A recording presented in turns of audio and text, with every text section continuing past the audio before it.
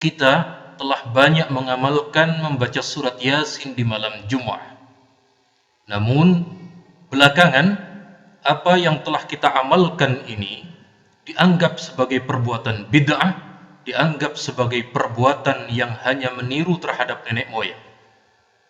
Di samping itu, berkenaan dengan masalah surat Yasin ini pula, ada seorang ustadz dari kalangan salafi yang telah mengumpulkan hadis-hadis berkenaan dengan surat Yasin dalam sebuah buku. Sayangnya, ustadz ini hanya mengutip hadis-hadis maudhu' ataupun hadis-hadis yang sangat dhaif berkenaan dengan hadis surat Yasin. Surat Yasin yang dinilai para ulama sebagai hadis sahih tidak ia masukkan. Oleh karenanya, dalam kajian kali ini kita akan sampaikan beberapa hadis yang kemudian diantaranya hadis sahih yang berkenaan dengan masalah membaca surat Yasin.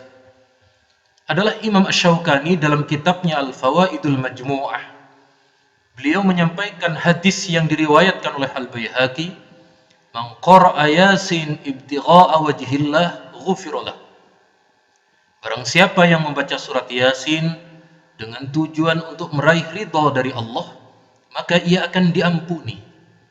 Hadis ini oleh Syekh As-Syaukani dianggap sebagai hadis sahih yang diriwayatkan juga oleh Abu Nuaim Khatib Al-Baghdadi. Maka kata beliau, fala wajha li dzikrihi fi kutubil mawdu'at, tidak ada jalan baginya untuk menyebutkan hadis ini dalam hadis kumpulan kitab-kitab hadis maudhu'.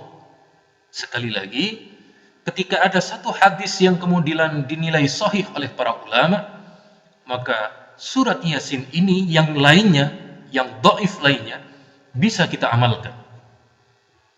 Mari kemudian kita sampaikan hadis-hadis yang berkenaan dengan membaca Yasin di malam Jumat. Adalah Imam As-Suyuti, Al-Hafidh Jalaluddin Abdurrahman As-Suyuti. Beliau mengarang sebuah kitab bernama Al-Lum'ah. Di kitab itu beliau menyampaikan beberapa hadis yang berkenaan dengan anjuran-anjuran sesuatu yang kita amalkan di malam Jumat atau di hari Jumat. Di antaranya adalah membaca surat Yasin. Beliau kemudian menampilkan satu hadis riwayat Imam Al-Baihaqi, "Man qara'a lailatal Jum'ah hamim ad-dukhan wa Yasin asbaha maghfuran lah." Barang siapa membaca surat Hamim ad-Dukhan dan surat Yasin di malam Jumat, maka Allah mengampuni dosanya. Hadis ini diriwayatkan oleh Imam Al-Baihaqi dan beliau menilainya sendiri bahwa hadis ini adalah hadis dhaif. Kemudian, meskipun hadis ini dhaif, diperkuat dengan hadis yang lain yang disampaikan oleh seorang ulama ahli hadis bernama Imam Abdul Rauf Al-Munawi dari Mesir. Beliau dalam kitabnya Faidul Qadir menyebutkan sebuah riwayat, "Man qara'a surat Yasin was-Saffat lailatal Jum'ah atahullahu su'lah." Barang siapa membaca surat Yasin dan surat As-Saffat di malam Jumat, maka Allah mengabulkan doanya. Hadis ini oleh beliau dikatakan terputus, wa fihi inqita'. Sanadnya terputus memang.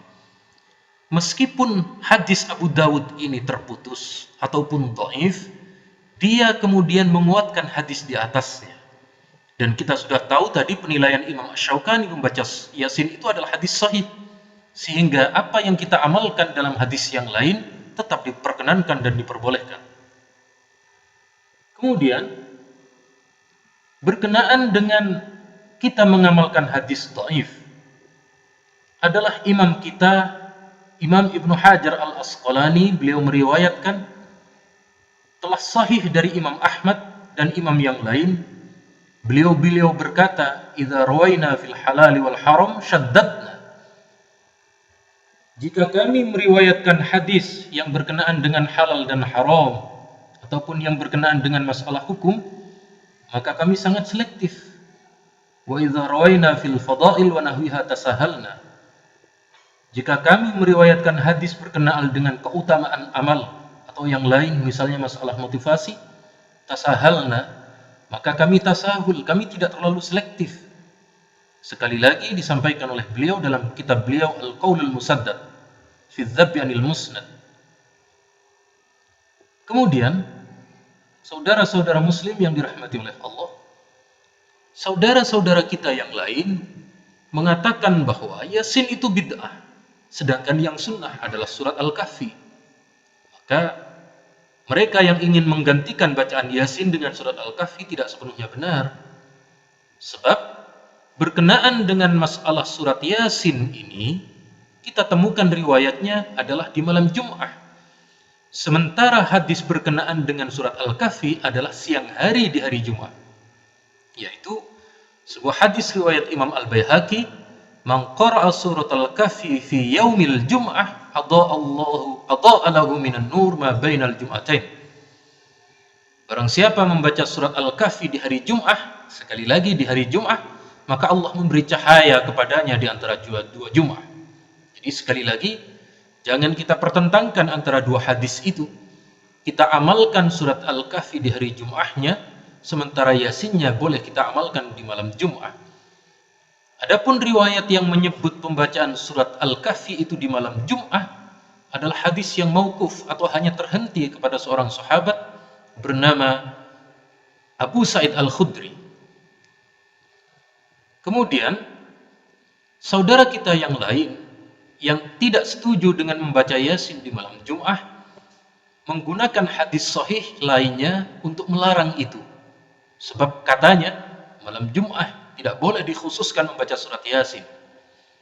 Sayangnya mereka-mereka ini membawakan sebuah hadis yang tidak ada kaitannya dengan bacaan surat Yasin, yaitu hadis sahih Muslim yang berbunyi, "La takhtassu lailatal Jum'ah biqiyamin min bainil layali." Janganlah kalian mengkhususkan malam Jumat dengan ibadah di antara malam-malam yang lainnya. Hadis ini secara sanad memang sahih riwayat Imam Muslim. Hanya pemahamannya yang tidak sahih kalau ini diarahkan untuk melarang malam Jumat membaca surat Yasin. Mengapa? Sebab Imam Nawawi berkata dalam kitab Syarah Muslim, "Wa fi hadzal hadis an-nahyu as-sharih an takhsisi lailatal Jum'ah bi salatin min bainil layali." Hadis ini terdapat larangan yang tegas di dalamnya untuk mengkhususkan malam Jum'ah dengan sholat di antara malam-malam yang lain. Jadi yang dimaksud larangan di sini adalah mengkhususkan sholat sunnah, bukan mengkhususkan membaca surat Yasin, sebab bacaan surat Yasin ada dalam hadis-hadis yang lainnya.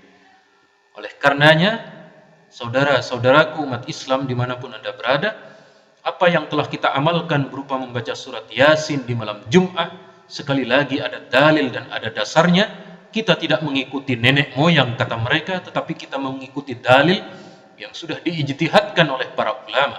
Sekali lagi, apa yang kita amalkan memiliki dasar dan memiliki dalil. Semoga ada manfaat dan berguna, baik bagi kita yang mengamalkan agar kita semakin mantap, dan mereka yang tidak mau mengamalkan, paling tidak mereka bersedia menerima untuk tidak menyalahkan terhadap saudara muslim yang lain, agar kita umat Islam tidak ada saling kebencian antara satu dengan yang lainnya.